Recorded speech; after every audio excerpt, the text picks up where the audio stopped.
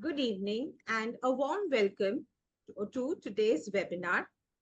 Today's webinar will give you insight on topic online versus on-campus MBA, what matters for career growth.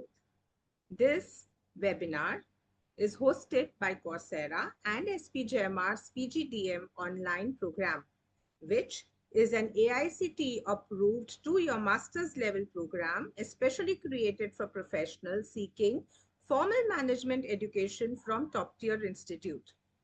PGDM online program enables busy professionals to advance their career goals while continuing in their current jobs without changing locations. I would now like to introduce our esteemed panel for this evening. Mr. Nishad Mehta is an engineer and has completed his executive diploma in human resource management from XLRI Jamshedpur. He works with Larsen & Toubro as general manager and head corporate learning and development. Mr. Mehta started his journey with L&T in 1995 and has since lent his experience in different roles. Professor Shushmita Srivastav holds PhD from XLRI Xavier School of Management, Jamshedpur. She has over 2 decades of industry experience with Tata Steel in roles pertaining to human resource management. Currently, Professor Srivastav is an associate professor in the Organization and Leadership Studies Department at SPJMR. Welcome both of you, and Shushmita ma'am, over to you. Thank you. Thank you, Mansi. So we are very glad to be here, and to all the participants joining in, a warm welcome to this session on a very, very relevant topic for which I need to really compliment Coursera and the PGDM online department to have organized it. And that is on campus or, online program, what caters, what matters for career growth. If you really look at the L&D landscape, particularly the global L&D landscape, it is really evolving very fast, both in terms of the number of stakeholders that are getting engaged in the process, the format in which learning gets imparted, as well as the methods, the methodologies that are being adopted. So given this ever-changing vast landscape involving, huge spend by the corporates, the universities, the B schools, the edutech platforms, this subject is really becoming increasingly important for us to resolve, to understand, and to get into its intricacies. So here, I think it's a right time for all of us, especially all the people who have joined the call, to reflect, to reorient, to reimagine, and re-engage once again with this very important subject of whether and how you should make a choice of how you need to study, and which of these two choices, on campus or offline, would really, really matter to your career growth prospects. So here, I'd like to mention that it's very important for us. And in fact, this conversation will be in 3 parts.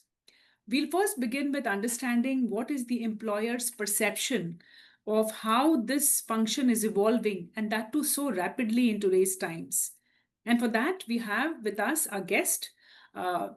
Nishad Mehta, who represents not just L&T here, but about, the large corporate fraternity where this L&D role is evolving. So I'm going to request him to give us the employer's perception of how this space is evolving. So that's going to be the first part of our conversation. In the second part, we'll try and understand that what are the requisite skill development that needs to be happening in these changing times, and what is the shift. And finally, in the last segment, where we'll invite a lot of your views and your questions, is going to be around how are we going to make these choices? What are the strategic levers in making this decision? And which one would work best?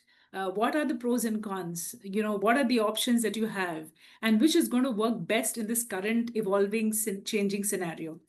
So that's how we are going to proceed. With respect to just a quick thoughts on the trends around the world, I just want to lay some statistics for you before I hand over to Mr. Nishad. The statistics goes that the L&D spend worldwide is around the tune of 500 billion dollars. It's a huge sum of money. And this industry is growing at a CAGR of almost 10 to 15%. In India as well, the corporate spend on the L&D budget to ensure that the right capabilities and skills get developed in the organization is also to the tune of almost 4,000 crores. That's huge money. Now, how do organizations spend this wisely such that the requisite capabilities get built up is a very important question for us to understand.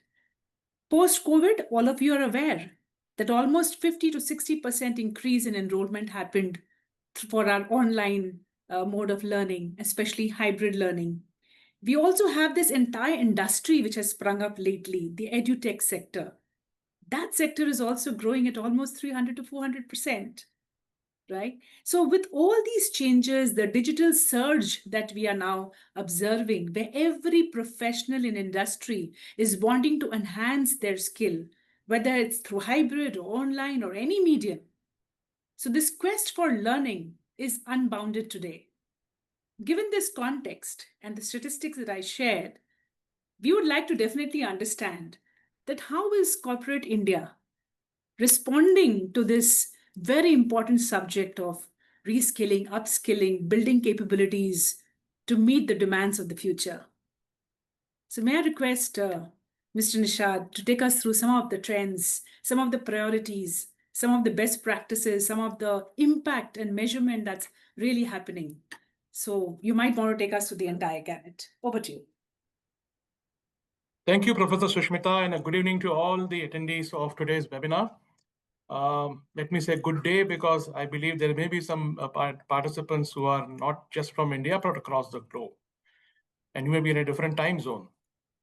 At the outset, I would like to express my deep gratitude to SPJIMR and Coursera for giving me this opportunity to interact today on this webinar, share my personal thoughts of what I think is the case for the new form of learning, and look forward to deeper interaction during this 1 hour. The question which came in front of us about the industry trends. Let me just take you about 5 years back. The year was 2020, the pandemic year. It is that pandemic year which changed the way we looked at the world. It changed the way we looked at how we work, how we collaborate, and how, and this is very important, how technology can make a big backbone for us to progress and collaborate and learn in a different way. For example, the webinar which we are attending today, the Zoom platform, it became the mantra of connecting with people during those days, 5 years back. And since then, the technology has not looked back. It's been continuously going forward, continuously moving ahead. And it is this change in technology which is affecting every aspect of life of human on this planet, whether they are students, whether they are working professionals, whether they are homemakers, or whether they are anything else who are there on this planet. Their life has changed forever. Let me now restrict my discussion, my viewpoints to organizations now. When it comes to organizations, the Inc., the India Inc. and the Global Inc. has realized that there is a huge potential to upskill the people, to multi-skill the people, and use the flexibility which technology offers today to improve the business. The business growth has seen a substantial growth in the last several 2 to 3 to 4 years, especially after pandemic went back. And this growth has put a huge demand on the industry, on the talent. It's the talent which is the differentiator. The technology is now almost commoditized. All other resources are commoditized. Money is not a problem. And it is this talent which is making a huge difference in the way business is done today. What are organizations thinking about it? Talent development is not a new subject. It's been there ever since the industry started in the steam era. How to skill workmen, how to skill staff, how to get things done in an efficient way. These are all the thoughts which have been lingering in the minds of organizations and organizations builders. Today, the only what has changed today is the dimension which is enabled by tech, the dimension which is powered by the affluent new workforce which is coming in, the Gen Z and the Gen Alpha now to come forward. And this is where the organizations are looking at upskilling in a very different way. I remember those days when the only way to determine value of an employee was to look at the performance and look at their qualifications. There is a new angle there that is added, and that is skill. Skill-based organizations are picking up, they're catching up, and the companies are more and more trying to decode, demystify what skills they need and what skills they have in their inventory so that they can catch up with the business growth demand which are coming up in the future. Another important element that is coming up on the horizon is the need to very quickly learn and be ready for the next role, next job, next assignment. And for this, apart from the traditional learning, which is the knowledge-based learning, the experiential learning is gaining substantial pace. Organizations are actively trying to put employees through variety of experiences, whether it is in terms of additional responsibilities, whether it is in terms of job rotations, tours of duty, through which employees can learn faster, internalize their learning much better, and there is a greater probability that the same new behavior will be reproduced. That's the key point here. And these are some of the dimensions which are prevailing now across all the organizations. So these are some of my initial thoughts of what's happening in the industry. Perfect. Very well summed up, Mr. Nishad. Very rightly, you pointed out that how the business environment is changing, and that is calling for a shift from just mere degrees to enhancing skills. I think that's a very, very significant point that has been brought about by you. And if one has to see the biggest mega trend that sees today, is that organizations want their employees to become operational, to become effective, and right from day one. There's no time. Everybody's looking for speed. So in this scenario, we need to really develop a curriculum which can actually get people onboarded at speed, in real time, on time, as quickly as possible. So the environment outside is getting very complex, very ambiguous. In fact, the word that we often use, we had been using the word VUCA for a very long time, and now it's BANI. I'm sure many of you know the acronym. The BANI stands for being brittle. We are very fragile today as compared to the past. We are actually very anxious. A stands for anxiousness. We are very full of anxiety of what the future entails for us. Nobody has seen beyond a horizon of 2 to 3 years. We really don't know what the next new technology is going to be. Then there is N, which is the growth is non-linear. So the cause and the effect don't really have a linear effect. So one doesn't know what has caused what, and that's leading to a lot of ambiguity. And finally, you have I, which means you can't even comprehend these changes. So to be able to connect the dots in this kind of a environment is becoming more and more difficult. Obviously, the skills required to handle the VUCA world and the BANI world is completely different. So thank you so much, Mr. Nishad, for highlighting the importance of skill. In today's world, the curriculum itself is undergoing a lot of change. How do we get our people to learn? Now, handling a very large learning and development setup in L&T, which is spread all across the country, it'll be very interesting for us to hear from you that how is this curriculum changing? What is the breadth? What is the depth? What is the dynamism that you're bringing in the design of the course curriculum that our students, our aspirants in our call should be aware about? we really need to share this with them, because that's going to impact their preparedness, their capability development, because all of them are going to join organizations of tomorrow.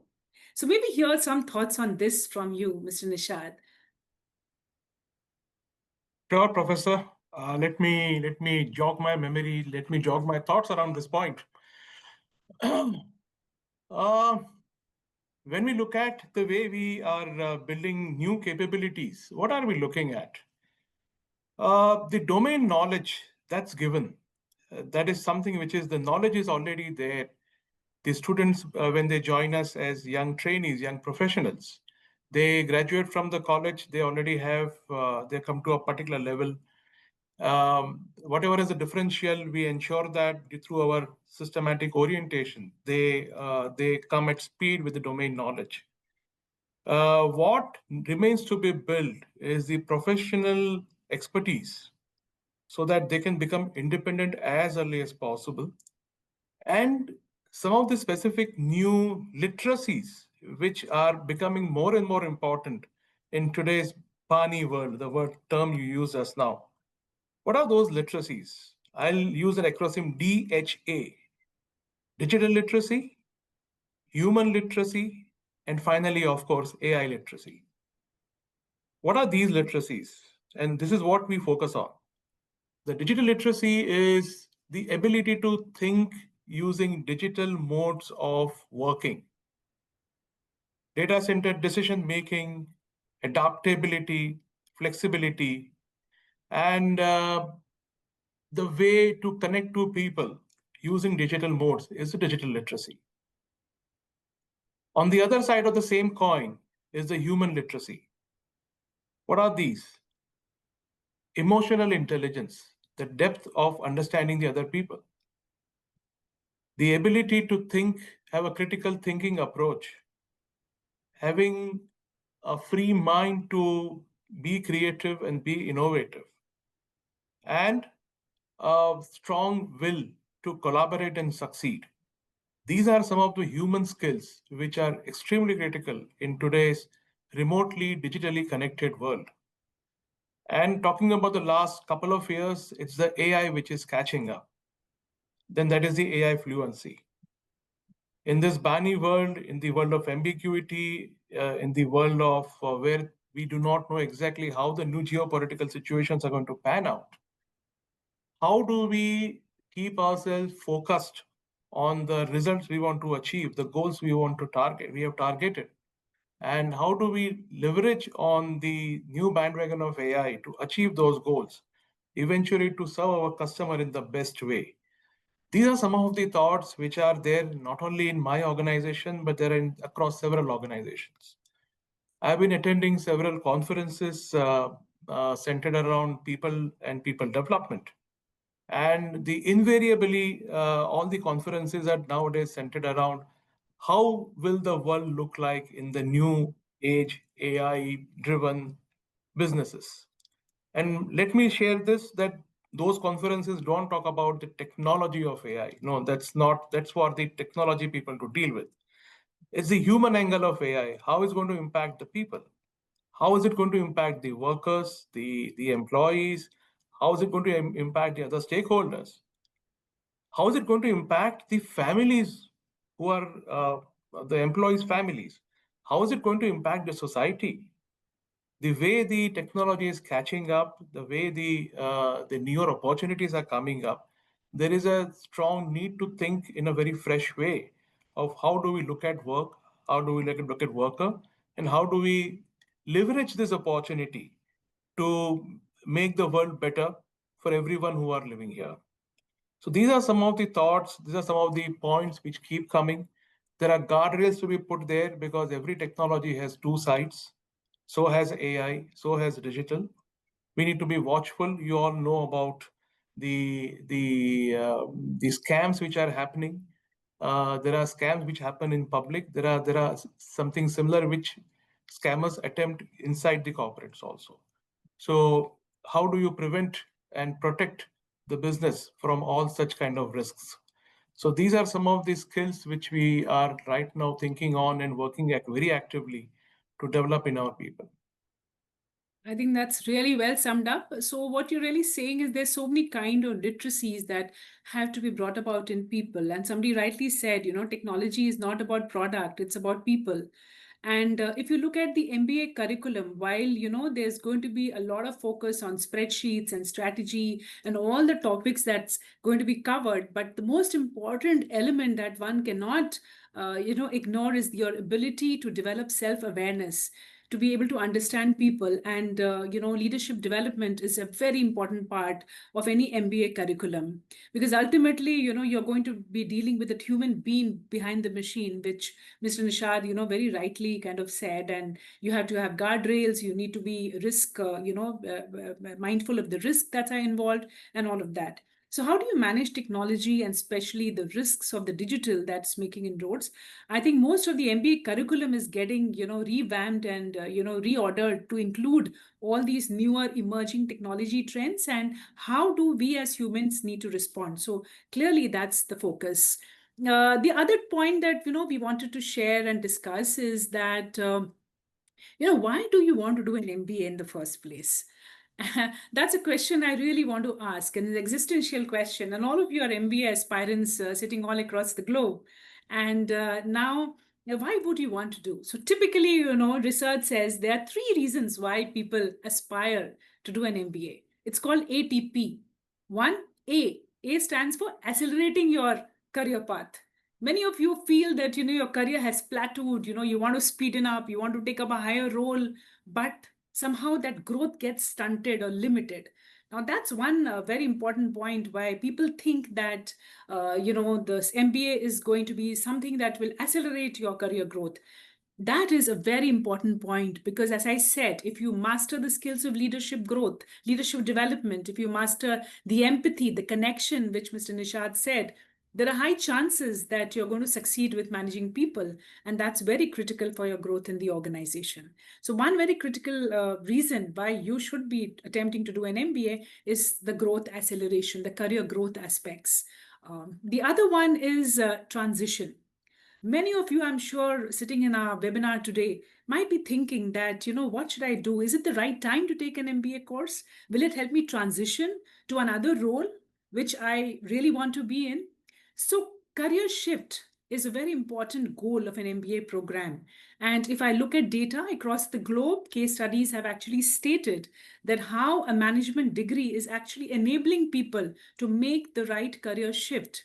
And the third important reason, very important one, is that it helps you search for your real passion. Because when you attend an MBA curriculum, when you are with your cohort, you understand what's happening in the industry. You really understand how people are, faring in their workplaces. And you really want to know that what are the things you would like to do? What's your real passion? So A, acceleration, T, transition, and P, passion. That's why you want to do an MBA. Largely. So I'm sure when we talk, most of you must be thinking in your mind, which of these three is true for me? Having thought of that, we will now move to understanding that, how should a good curriculum, MBA curriculum design look like, right? What are its essential components? What we must focus on and not focus on? It's not really about on campus and online. It's more about what you want to achieve, right? What are your goals and your aspirations at the end of the day? Somebody rightly said that MBA is not just a degree, it's a launch pad, right? You have to choose your runaway very carefully if you have to achieve what you really want to achieve. So it has to be very well aligned with your career goals. What is it that you want to do? It's also about intentionality, which means that you must know what you want. And then you might like to choose whichever format, this way or that way, which will support your goals and help you actually take off on your career trajectory. So given this analogy, I'm going to go back to Mr. Nishad and ask that, what do you think should be the prerequisites of a good curriculum? What should be the mix of the various aspects of a good learning curriculum that our students, our aspirants should look for when they look for a good executive education program, or if they are working in the organization, or they should look for programs outside their companies, or if they are just fresh graduates, what is it that they should look for in the B schools across the country to be able to evaluate that this is actually suited to my needs? Over to you, sir. Very useful question, and I must admit it's a little difficult to answer, but I'll make an attempt here. Uh, the curriculum should address, in my opinion, about 3 points. First, it should be relevant to what the industry needs. That means whatever is taught should be immediately of use as they complete the course. Second, it should bring in a real-time, full, permanent change in the behavior of the person. This is what MBAs are essentially meant for. MBAs don't just add knowledge, they add a skill, they add skills, and more importantly, they change the mindset. They change the perspective a person looks at the work or the organization or the role from a very different perspective. So that is another angle which the curriculum can look into. The curriculum can also look at the fine balance of how the formal learning in the classroom is nicely interwoven into experiential learning by these participants in their workplace or elsewhere. So going by the classical 70-20-10 principle, the 10% comes from the MBA, 20% comes from the cohort in the MBA. The 70% is something which the participant must try and excel in their workplace, or the curriculum provides for such opportunities in action learning, so that the curriculum finally delivers what it is intended to. Absolutely. That's a short answer for that question. Yeah, absolutely. Absolutely. And I really like the way you brought up the framework of 70-20-10, because ultimately, it's all about developing future leaders. And that's the reason why you're doing an MBA. You want to lead people, you want to towards career success in their own spheres. And therefore, what is the curriculum going to be like? What is the application component that you need to bring in so that you can transfer your skill set at the workplace? And that becomes extremely critical. So indeed, as you rightly said in the beginning of the conversation, that the design of the curriculum is getting a huge impetus because of technology, because of the environment that is around. We have to prepare people for a whole new future of work, as they say, which in itself is undergoing a change. Roles are undergoing a change, jobs are undergoing a change. So how do you ensure that you remain contemporary? You're actually preparing people for the world of work that they are going to enter, which will be very different from what we have been in the past. So correctly, Yeah. you said, it needs a good blend of multiple things. And, how do we make it more relevant to the world outside? Now, having said that, having discussed this, what I was really thinking is that, in your own, learning academies that you have across the country, where a lot of personnel would be coming in for their leadership development and growth, uh, do you how do you make this whole curriculum more experiential? What percentage is more like a offline version, and how much of it is really in class? So, and what kind of a blend of these two varieties gives the best outcome? What has been your experiences, and what can academia learn from the experiences that corporate like yours have? The reason I'm asking this question is it will enable us as academia to design more suitable offerings for our students and aspirants who are sitting in the audience here. Most certainly, Professor. Um, Typically, the formats which we use for learning and development, they vary from self-paced learning. We call it as self-paced, self-inspired. It's not just self-paced; it's also self-inspired, where I want to learn something new. From there to very long journey programs spanning over almost a year, which is not just classroom. There are a lot of action learning that is involved in that.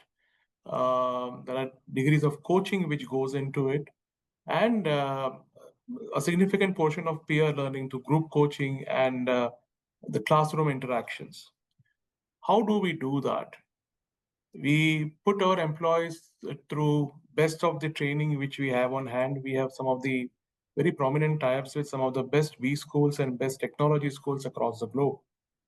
We also put them through action learning, which is on the job, where they are assigned a sponsor from the business at a senior level. It is this business sponsor who would drive the business outcome, and there is a coach who would drive the behavioral change outcome. This combined together gives the person both a visibility and a concrete behavioral change, which will help them growing as a leader. We also give them a lot of opportunity to interact with the outside world by visiting various industries, by inviting various industry leaders as fireside chats. We put them through some kind of, for technical areas, we put them through uh, factory visits or plant visits. We have a strong approach to using simulations. So we have simulator labs in technical areas. In management also, we use a fair amount of simulation to actually do managerial games for them to practice what they have learned. So, in a nutshell, we use this bandwidth of learning methodologies from self paced for simple knowledge based quick learning to experiential learning for internalizing the learning.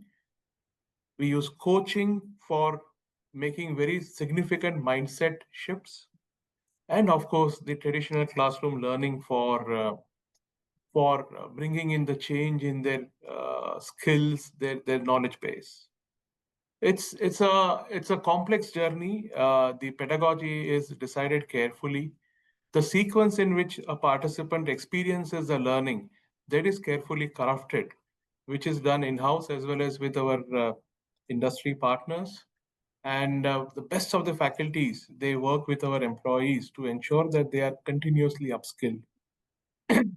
The kind of networking which our employees, participants, they build in our training programs, that goes a long way. These networking help them a lot as they grow, because if they need something from any fellow LNTite, that person is just a phone call away because they were together in a training program, let's say 10 years back. But the connections remain live and they become pals. These are some of the avenues we actively use. With the technology growing up, we have extensively used the digital platforms for simulation. We have used augmented reality and virtual reality for some of the difficult training, which otherwise is not possible to put them people through an experience. For example, safety is one of the major focus area for us, and every new employee who joins us is extensively trained through safety. So they actually wear a VR glass headset and experience how does it feel to climb at a height of 90 meters, and how does it look around when you climb without much support from a side. You just have harnesses. So these are some of the methods which we use. Yeah, thank you so much. And in fact, if you have all heard Mr. Nishad say all the stuff that was mentioned here in terms of experiential simulation and technology, AR, VR, all of that is what we as academicians try to bring into the classroom so that we prepare you for the world that is just recounted. So how do you learn these technologies? How do you, stay abreast with what's happening in the industry? What are their requirements, and then working backwards, how do you get our people kind of geared up for that future? So really the onus of learning, whether it is online or offline, actually is on the learner. And I want to thrust upon this point because you are the ones, and that is how the world of work is moving, that you have to take the initiative, you have to take that demonstrated leadership in trying to curate your learning space. So while the teachers, the facilitators would provide all the resources, but the ultimate onus for learning lies on the individual. So now, while we are now going to be heading towards the Q&A session, I just had a couple of thoughts here, and that is we have looked at the curriculum. Now, finally, we have to understand that how are you going to take that decision? Because you are the decision maker, and learning is a personal choice, right? It depends upon how are you more amenable to learning. Do you learn by interactions? Do you learn by, it's like, do you want to pack your bag and come to campus and learn, or do you really want to learn in your own living room? Each one of us have our own choices. So how do we go about making those choices? What are those parameters? I think those are things that we will focus on this very quick segment before we open it to your question and answers. So what are the factors, right? And all of you, as I said, if you are very clear on what is your career goal, are you looking for a shift? Are you looking for transitioning? Are you looking for accelerating? You want more speed and growth? What is it that you aspire for has a very important role to play in your career choice. So are you flexible enough? Do you want to create your own schedules of learning? Or are you more amenable or more likely to succeed in a very structured environment? Now, those are very personal choices that determine students' ability to learn. Also, you want to understand that, what kind of issues might come up. For example, uh, do you really want to spend a lot of time trying to, interact with your fellow colleagues, and you believe in peer learning, you want to transfer knowledge through discussions? Well, in that case, you really have to be all full time in a classroom. But if you are good with technology, and if you can actually use the asynchronous mode in trying to interact with your fellow colleagues, and now, of course, technology is at your doorsteps, you might want to leverage that. Now, there are certain, ground rules, certain frameworks that quite indicate that, if you are really neck deep into organizational work, it's very difficult for you to be released full time for a job, for a full time MBA course. In those situations, it is more likely that you want to do it, at your speed and at your pace at your workplaces. Now, in terms of value addition, what happens is, how is it you're going to use this whole offering that is before you to be able to accelerate and transition in your career, is a choice that you will have to make at the end of the day. So having said that, I'm sure by now you may be having a lot of questions and you want to pose them to us. And so I'm going to leave the floor open now, unless Nishad, you want to say something at this point. I just want to leave a thought that is lingering in my mind as I reflect on the conversation we are having. If what are the questions in minds of our participants today, and if they are the true samples of the entire population of all the students and young professionals, I think one common message I want to give to all of them is, look, while you need to look outside of what is available, also look inside of what you need from life. What's your passion? What's your career goal? Be very clear about it.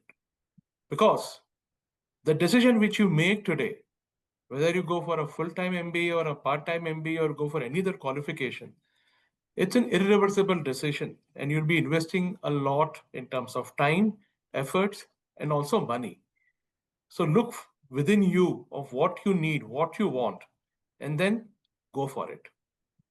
That's the only message I want to give to all the participants today. Thank you. So we can actually open up for some questions, because we are at 5:40, across 5:40. Anyone? And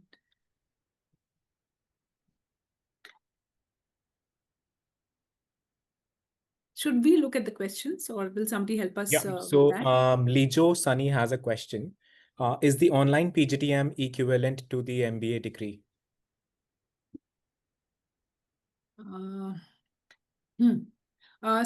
Yes, in many ways, yes, it is equivalent to an MBA degree, but you will also have to consult the program director of the program, to understand the other aspects of it, right, in terms of its accreditation value, etc. Mansi, can I hand over this question to you?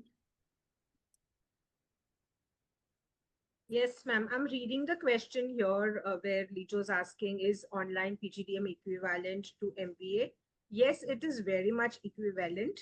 The PGDM is as a qualification is given by a private business school, and MBA is given by universities. That's the only difference. Otherwise, the curriculum is very, very similar. So that's to answer the question, Lijo.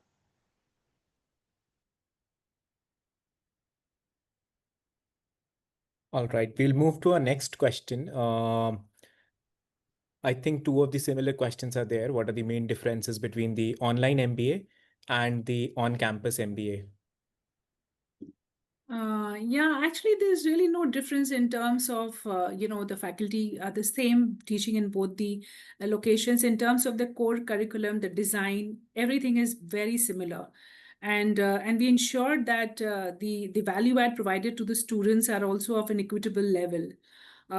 In recent times, we have actually tried to move to a little bit of a hybrid mode, which means that even if the course is online, there is an on-campus immersion, which means that the students also get to meet their peer group face to face and all of that. So it's not really strictly online. There are campus components also attached to it. In fact, if you personally ask me, in the long term, what I see the future of education and higher education in particular, that this two modes of learning, might in the long run, that's my personal view, might get diluted. In fact, the difference will get quite fuzzy because they can't be a strictly, on-campus program. Because even in our on-campus program, we invite people over the Zoom call for giving guest lectures, for speeches, interactions. And in the online version also, we ensure that you come on campus, you interact with us, and once in a while, once in a term, and so on. So therefore, this straight-jacketed way of looking at two pathways to learning is not so strictly straight-jacketed. There could be zones of overlap, but the end goal is similar, and that is, how are you going to transform your career? And that is the end objective. And if that is clear, then it really doesn't matter which road leads you to Rome. I mean, it's all fine as long as you are learning, as long as you're upskilling, as long as you're becoming relevant and contemporary. To my mind, and that's my personal view, and not necessarily the views of the program, that it doesn't really matter on which train you hop on, because ultimately you're going to reach the destination, and that destination is to equip you for the future. And we, as academic institutions, do not leave any stones unturned in ensuring that the quality, the value add, remains same for every individual student with whom we touch base with. So that's the only assurance I'd like to give you on behalf of the program. All I right. don't know. I mean, I hope that answers your question. Yeah. Thank you, ma'am, for answering. We have another question from Surendra Yadav. Will placement support be provided? If not, how can we change our fields since most of the companies do not consider online MBAs? As my friends who have done online MBA from IIMs and have tried applying for the management jobs, but their resume do not get selected by the companies. That's a very relevant question and a very, valid concern. Thank you for asking us that question. Maybe at this point of time, we may not give you an exact answer because the program team will get back to you. Please drop in an email to the program team with precise answers. But I would definitely turn to Nishad at this point of time because he represents the corporate. A good question to ask him at this juncture is, Nishad, how does corporate India look at an online education in today's world? When it comes to the corporate India, or for that matter, corporate world, uh, the value which formal education brings, which is either through in-campus or online, both are valued. When it comes to online education, it is valued for the current roles. That means the employee has already identified the career trajectory in which the person is moving, and there's an add-on information. It could be an MBA, it could be any other domain which it is being taught through online format. If the person is wanting to change the domain, career switch, make a twist in the way they are wanting to grow, then a more intense in-campus experience will be expected. And this I'm not saying from my company point of view, I'm saying in general from the industry point of view, that if there is a career shift which is expected, you're trying to switch the domain, then the industry would expect that you have done something which is in campus. But if you are trying to grow in the same career, then the industry is likely to appreciate online courses more because you have continued your work experience, gain additional knowledge, put extraordinary efforts to balance both your work front as well as your learning front. And the third, which I have not stated yet, is your personal front, because we all have life. And how difficult it is to manage these three in today's world, everybody knows. So that is also appreciated by the industry, that if you're growing within the same field, an online option is a better option. Yeah. And as you know, we mentioned to you about the competencies of the future, learnability and your propensity to take initiative to learn and upskill yourself from time to time is a very important indicator for organization when they consider you for promotion decisions, for giving you opportunities to grow.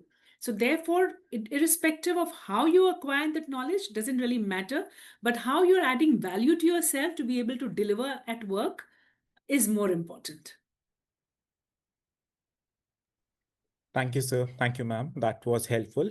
Pankaj Meena has a question. What are the key differences between online and on-campus MBA in terms of how they impact your choice of specializations? Well, I think there's no difference. The choice of specialization in both online and off campus, experience is all based on, your, individual choices. Of course, the credit structure will be different in the two modes. And those are the technicalities which you'll get once you join us. They'll give you all the details, etc. But I think in principle, I think it is, in all earnestness, we have to ensure that we give our students all the possible opportunities to be able to acquire specialization in their domain of interest. In fact, I must tell you that whether it is off campus or on campus, today our course structure is evolving very fast. So we are really up to speed with the latest trends. So we have classes on cybersecurity, blockchain, AI, ML, AR, VR, all the latest technology kind of offerings are available to our students. We keep revamping our curriculum, and there is absolutely no holds barred, no restrictions in what you want to really specialize in principle, not unless there is some logistical issues. I mean, that of course the program will take care, things which are beyond our control, but to the extent we can, I think that opportunities are at your doorstep. And I'm speaking on behalf of the fact that I represent the faculty community and not from the program side. I think as a faculty, I can speak for my colleagues that our always our intention is to ensure that you get the best of the best. And we do not kind of, make any compromises on the quality in terms of making you industry ready, because that's why we are here. We want you to transfer, best practices to the industry. We want you to apply what we learn back to the workplace, because that's where, our real satisfaction comes when you go and make a change in the industry and their practices. So we are here to influence industry practice. And to do that, we make all possible efforts. So rest assured on that account. Well, that makes sense. Thank you, ma'am. Aman Kumar has a question. May I know L&T's policy on accepting MBA or degrees obtained through online or distance learning modes, considering the current market perceptions? I'm asking this question as qualification are often viewed differently by various organizations. Yeah, I think I've in a way answered this question when in the previous question itself. How do we view online degrees? I just want to add over here to what here that the rate at which technology is changing is very fast. We today have Gen AI, we have agentic AI, and you must be all conversant with technology, which is going to give you this that environment, the simulation that would be as equal to real facing it in real time. So as technology is going to evolve, I'm very sure that the mode of learning or the modalities of methods and modalities of learning will become irrelevant. May not be so today, but very soon, because technology is now a part and parcel of way how the organizations are going to conduct their business. So that is one thing I want to tell you. But at the same time, I want to tell you that technology is not going to replace good teachers. And technology in the hands of good teachers can be truly transformational. And at SPGMR, we attempt to do that. How can we use technology brilliantly so that we transform your lives? Just a thought from my side. That's really wonderful. Ahmed has a question. How do employers view online MBA degrees in compared to the traditional ones? Uh, See, again, I know the concern is very valid, because all said and done, the apprehension in your mind is that if I do not come to campus even for a single day, can I actually be considered equivalent to an on-campus candidate? It's a very valid concern. And, we are actively working towards that. And that is why we have introduced what is called the hybrid element, which means that you do come on campus, you get what you miss out in terms of ensuring that you meet some of our best faculty face to face when you are on the campus. So we are trying our level best to ensure that our curriculum design and its delivery, as well as the impact and its evaluation, are very similar to an on-campus experience. But as I said earlier, the onus of learning lies on you. So if you are able to leverage that, I'll give you a very small example if time permits. I have a student who is currently doing a program, and she's working on a capstone project with me. She's an online student participant. I tell you, the quality of her product of her project is flawless. In fact, I have invited her to attend one of our forthcoming conferences, which is Technology and Societal Impact, to make a presentation, because the quality of her work is so good. I feel that, if the student takes the ownership of learning, the person can have the best of both worlds. I hope that kind of answers, because most of you have, a similar apprehension, and it's quite justified. Yes, it does. If Uh, I have, okay, are there more questions? There are few more questions. I think we have 4 minutes left. And for the rest of the applicants, I've mentioned the email address on the chat. So please take and do not hesitate to reach us back for additional questions. However, we'll try to answer the maximum that we can. Silky Sangama has a question that offline MBA students get campus placement, whereas the online MBA student gets only placement assessments. Does it makes any difference? As I said, that what is the objective of doing an MBA program? So if you are doing an online course, as Nishad rightly mentioned, that you are actually looking for internal progression, internal career progression, right? And you're not really looking for an on-campus placement opportunity. And in most cases, our experience shows that people are looking for internal growth opportunities when they opt for an online program, and that happens. That may be slow and steady, but it definitely happens. In terms of placement opportunities, yes, that is one, I would say, a limitation of an online program.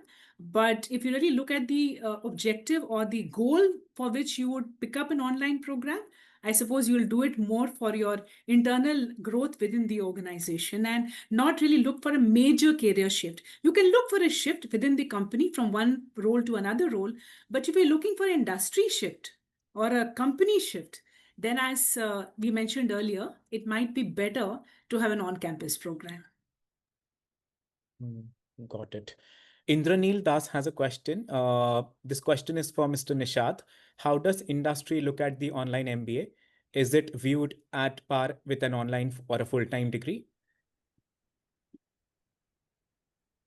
Um, I'll kind of recast my previous answer because the questions are very similar. The industry looks at online degrees in a manner which is equally value adding, because the employees, the working professionals cannot quit their job, their career, and take a break to study in campus.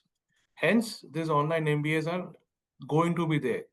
And as the skill-based learning, the skill-based roles, the skill-based organizations are coming in the forefront, the distinction between the online versus in-campus versus hybrid modes, that is going to become more and more blurred. At this moment, industries have a distinct application for both in campus and online. But as the time progresses, as the technology-based work goes higher and higher, I can see that the online MBA, this differentiation is going to get thinner and thinner. Got it.